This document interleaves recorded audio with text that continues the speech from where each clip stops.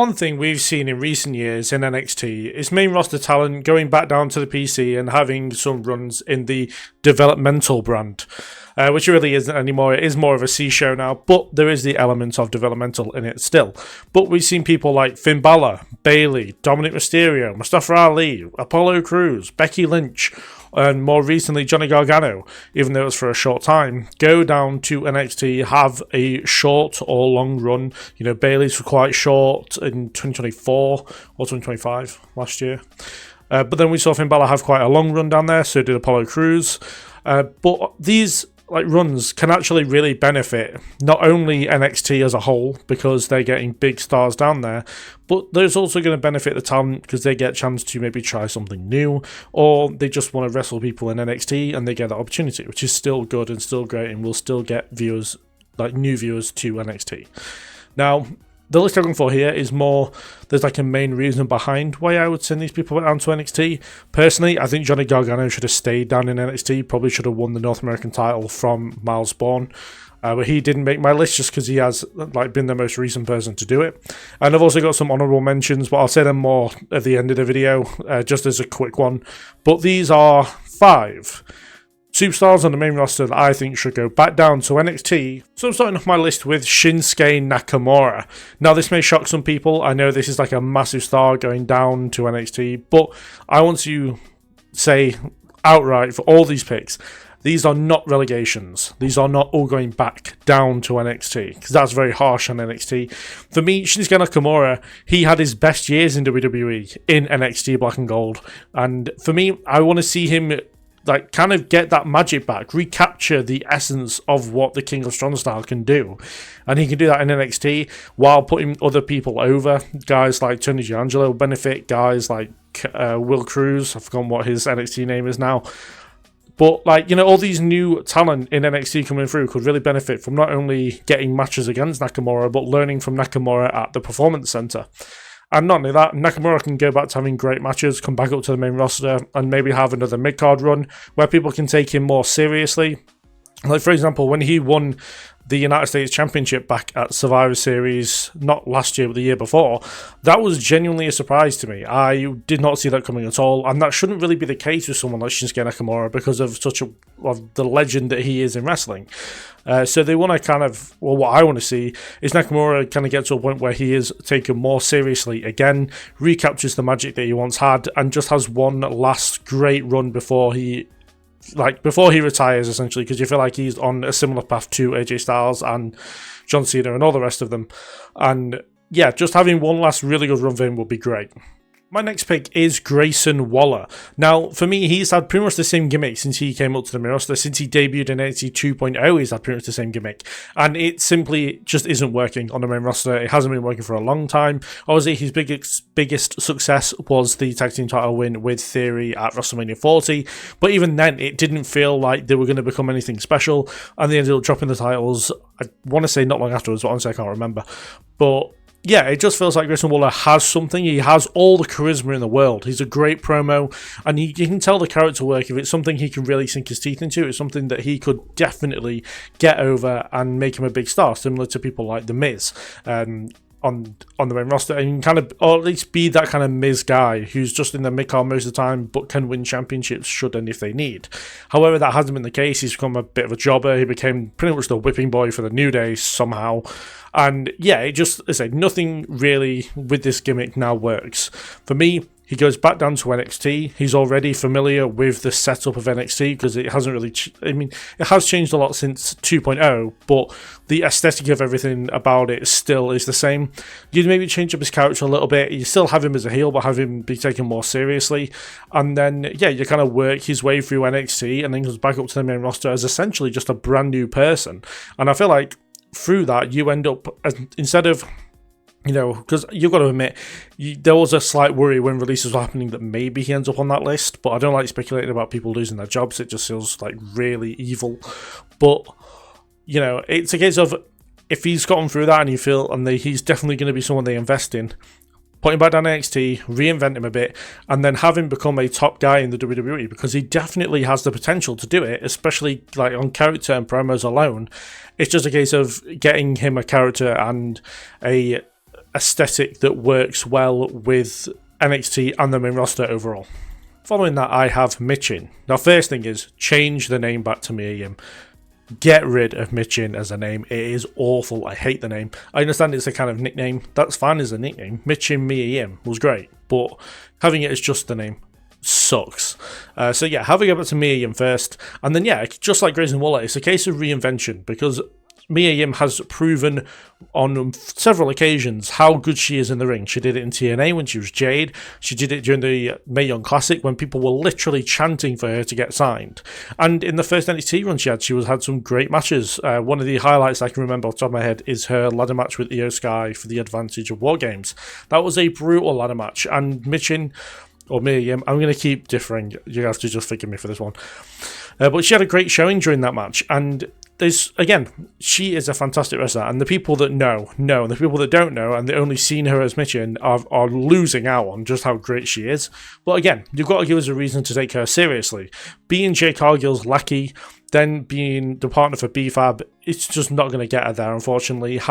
She was like really close, and there was great potential there when she was part of the OC, but again, that didn't work out as anything, and the retribution stuff can just absolutely go away.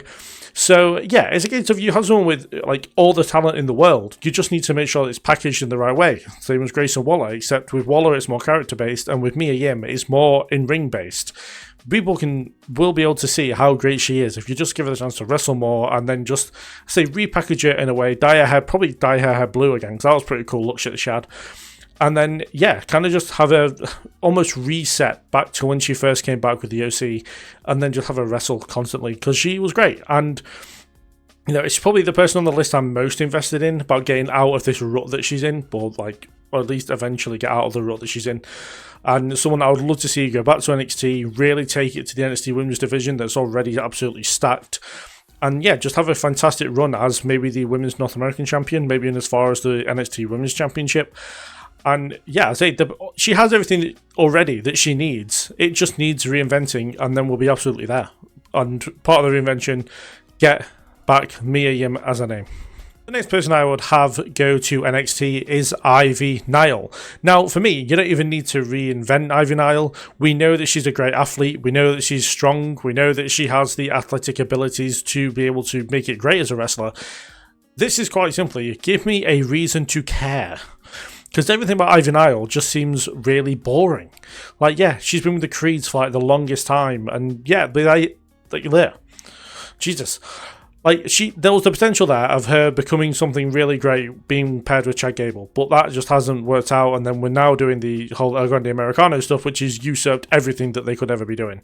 So, while the Creeds are they're still kind of in the conversation of El Grande Americano, especially more recent times when they've been Julio and I forgot what Brutus's other name was called, but they were in Los Americanos Humanos, and that's fine, which leaves Ivy Nile. And now again, what I don't want out of American Made is to do to Ivy Nile what the Wyatt Six did to Nikki Cross, which was just leave her on the sidelines, she never wrestles, and what will be will be. Now, okay, we've seen Ivy Nile wrestle a lot more recently than Nikki Cross as recently as the Elimination Chamber qualifying matches, but for me, we just need to have a reason to care about Ivy Nile, which, again, have her go to NXT, have her show how great she can be in the ring, give her a little bit of personality, a little bit of character, and maybe have a run with the Women's North American Championship, and you're going to have something really there with her. You could even keep the whole patriotic American Made thing on her, and it'll still work.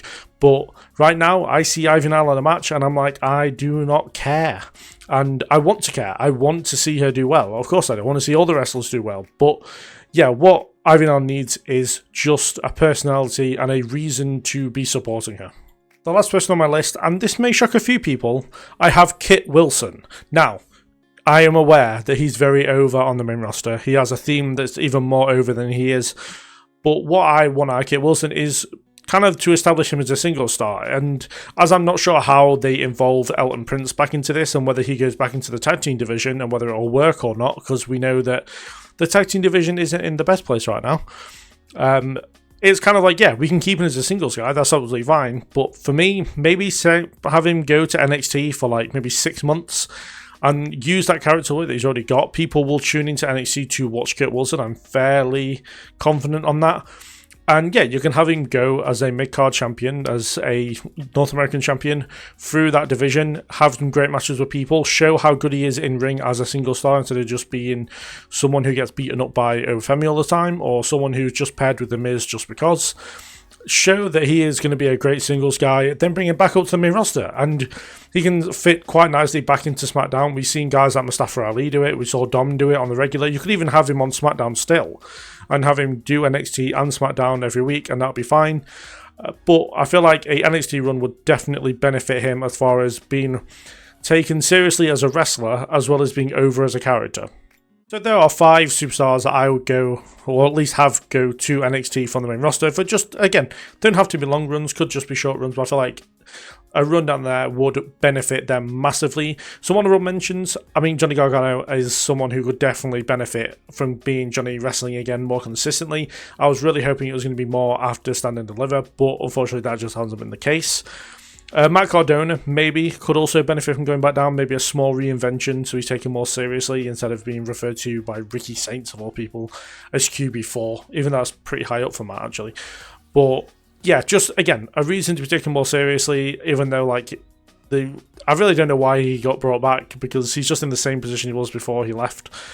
And this one might be a little bit controversial because he is more on TV, but when I originally had this video idea, he was not on TV at all. But I actually had Rusev. Now, I know to some people that might be sacrilege sending Rusev to NXT, but honestly, my thing was, if you're not going to use him, have him go to NXT, have him absolutely dominate the men's division. You don't even need to have him win a championship. Just have him be this absolute force. And yeah, he'll be taken more seriously again. We get to see the Rusev that we all want to see, and you know, it works out well for him as well because he gets to wrestle often. But those are my picks. Do let me know what you think of them below. Do as also suggest some people that maybe you want to see have runs in NXT. I'm curious to see who people have got down for that. But yeah, there's a lot of content coming as well on the channel. There's going to be coverage next week of Double or Nothing, and there'll be predictions, just predictions for Saturday Night's main event.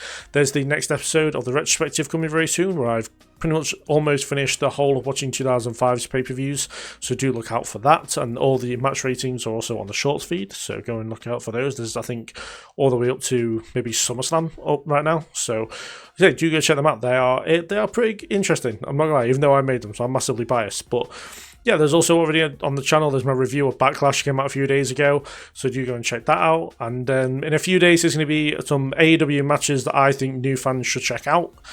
So do, let's say, look out for that. I've probably said that a few times now. But do subscribe, as we're nearly at 1K, and I'm really excited to get there. I think we're only, I want to say 30 subscribers off, so do subscribe, do stick around for great wrestling content. Again, slightly biased because I make the content, but still. But yeah, thank you very much for watching, and yeah, I'll see you in the next one.